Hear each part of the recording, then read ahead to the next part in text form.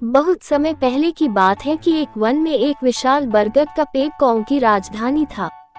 हजारों कौए उस पर वास करते थे। उसी पेड़ पर कौओं का राजा मेघवर्ण भी रहता था। बरगद के पेड़ के पास ही एक पहाड़ी थी जिसमें असंख्य गुफाएं थीं।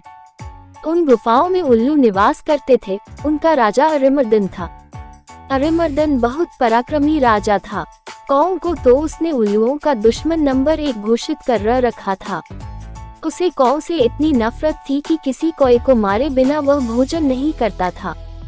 जब बहुत अधिक कौए मारे जाने लगे तो उनके राजा मेघवर्ण को बहुत चिंता हुई। उसने कौओं की एक सभा इस समस्या पर विचार करने के लिए बुलाई। मेघवर्ण बोला, मेरे प्यारे कौओं, आपको तो पता ही है कि उल्लुओं के आक्रमणों के कारण हमारा जीवन असुरक्षित हो गया है। हमारा शत्रु शक्तिशाली है और अहंकारी भी। हम पर रात को हमले किए जाते हैं। हम रात को देख नहीं पाते। हम दिन में जवाबी हमला नहीं कर पाते क्योंकि वे गुफाओं के अंधेरों में सुरक्षित बैठे रहते हैं। फिर मेघवर्ण ने सियाने और बुद्धिमान कौओं से अपने सुझाव देने के लिए कहा। एक डरपोक कौवा बोला, हमें उल्लू से समझौता कर लेना चाहिए। वो जो शर्तें रखें हम स्वीकार करें। अपने से तकबर दुश्मन से पिटते रहने में क्या तुक है। बहुत से कौओं ने कां करके विरोध प्रकट किया। एक गर्म दिमाग का कौवा चीखा, हमें उन दुष्टों से बात नहीं करनी चाहिए। सब उठो और उन पर आक्रमण कर दो। एक निराशावादी कौवा बोला, शत्रु बलवान है, हमें ये स्थान छोड़कर चले जाना चाहिए। सियाने कौए ने सलाह दी, अपना घर छोड़ना ठीक नहीं होगा। हम यहाँ से गए तो बिल्कुल ही टूट जाएंगे। हमें यहीं रहकर और पक्षियों से सहायता लेनी चाहिए। कौओं में सबसे चतुर व बुद्धिमान स्थिरजीवी नामक कौवा था जो चुपचाप बैठा सबकी दलीलें सुन रहा था। राजा मेघवर्ण उसकी ओर मुड़ा, महाशय, आप चुप हैं, मैं आपकी राय जानना चाहता हूँ। स्थिरजीवी बोला, महाराज, शत्रु अधिक शक्तिशाली हो तो छलनीति से काम लेना चाहिए।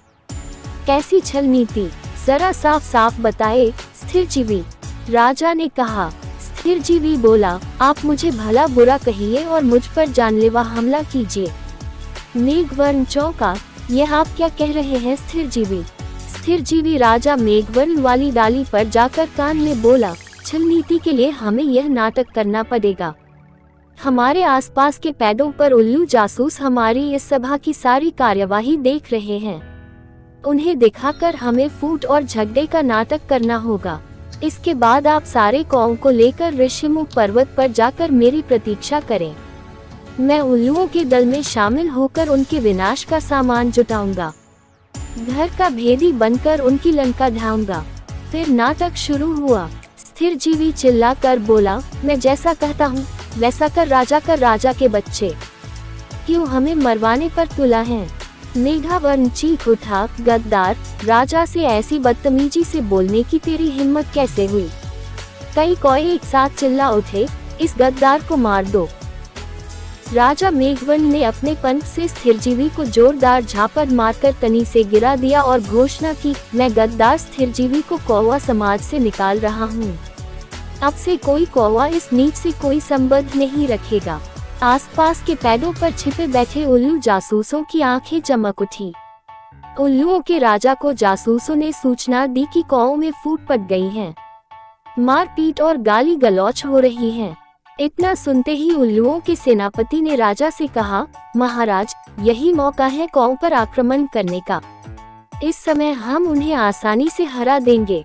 उल्लुओं के राजा अरिमर्दन को सेनापति की बात सही लगी। उसने तुरंत आक्रमण का आदेश दे दिया। बस फिर क्या था, हजारों उल्लुओं की सेना बरगद के पेड़ पर आक्रमण करने चल दी। परंतु वहां एक भी कौवा नहीं मिला। मिलता भी कैसे? योजना के अनुसार मेघवर्ण सारे कौओं को लेकर ऋषिमुख पर्वत की ओर कूच कर गया था। पेड़ खाली पाकर उल्लुओं के राजा ने थूका, कौए हमारा सामना करने की बजाय भाग गए। ऐसे कायरों पर हजार थू। सारे उल्लू हू हू की आवाज निकालकर अपनी जीत की घोषणा करने लगे। नीचे झाड़ियों में गिरा पड़ा स्थिरजीवी कौवा ये सब देख रहा था। स्थिरजीवी ने कां की आवाज निकाली। उसे देखकर जासूस उल्लू बोला, अरे, ये तो वही कौवा है जिसे इनका राजा धक्का देकर गिरा रहा था और अपमानित कर रहा था। उल्लुओं का राजा भी आया। उसने पूछा, तुम्हारी ये दुर्दशा कैसे हुई? स्थिरजीवी बोला, मैं राजा मेघवर्ण का नीति मंत्री था। मैंने उनको नेक सलाह दी कि उल्लुओं का नेतृत्व इस समय एक पराक्रमी राजा कर रहे हैं। हमें उल्लुओं की अधीनता स्वीकार कर लेनी चाहिए। मेरी बात सुनकर मेघवर्ण क्रोधित हो गया और मुझे फटकार कर कौ की जाति से बाहर कर दिया। मुझे अपनी शरण में ले लीजिए। उल्लुओं का राजा अरिमर्दन सोच में पड़ गया। उसके सियाने नीति सलाहकार ने कान में कहा, राजन, शत्रु की बात का विश्वास नहीं करना चाहिए। ये हमारा शत्रु है, इसे मार दो। एक चापलूस मंत्री बोला, नहीं महाराज, इस कौए को अपने साथ मिलाने में बड़ा लाभ रहेगा। ये कौओं के घर के भेद हमें बताएगा। राजा को भी स्थिरजीवी को अपने साथ मिलाने में लाभ नजर आया और उल्लू स्थिरजीवी कौए को अपने साथ ले गए। वहाँ अरिमर्दन ने उल्लू सेवकों से कहा, स्थिरजीवी को गुफा के शाही मेहमान कक्ष में ठहराओ। इन्हें कोई कष्ट नहीं होना चाहिए। स्थिरजीवी हाथ जोड़कर बोला, महाराज, आपने मुझे शरण दी, यही बहुत है। मुझे अपनी शाही गुफा के बाहर एक पत्थर पर सेवक की तरह ही रहने दीजिए। वहाँ बैठकर आपके गुण गाते रहने की ही मेरी इच्छा है। इस प्रकार स्थिरजीवी शाही गुफा के बाहर डेरा जमा कर बैठ गया। गुफा में नीति सलाहकार ने राजा से फिर से कहा, महाराज, शत्रु पर विश्वास मत करो। उसे अपने घर में स्थान देना तो आत्महत्या करने समान है। अरिमर्दन ने उसे क्रोध से देखा, तुम मुझे ज्यादा नीति समझाने की कोशिश मत करो। चाहो तो तुम यहाँ से जा सकते हो। नीति सलाहकार उल्लू अपने 2-3 मित्रों के साथ वहाँ से सदा के लिए ये कहता हुआ विनाश काले विपरीत बुद्धि। कुछ दिनों बाद स्थिरजीवी लकड़ियाँ लाकर गुफा के द्वार के पास रखने लगा। सरकार, सर्दियाँ आने वाली हैं। मैं लकड़ियों की झोपड़ी बनाना चाहता हूँ ताकि ठंड से बचाव हो। धीरे धीरे लकड़ियों का काफी ढेर जमा हो गया।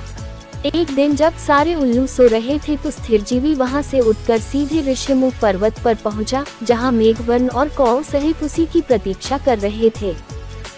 स्थिरजीवी ने कहा, अब आप सब निकट के जंगल से जहां आग लगी है एक एक जलती लकड़ी चोंच में उठाकर मेरे पीछे आइए।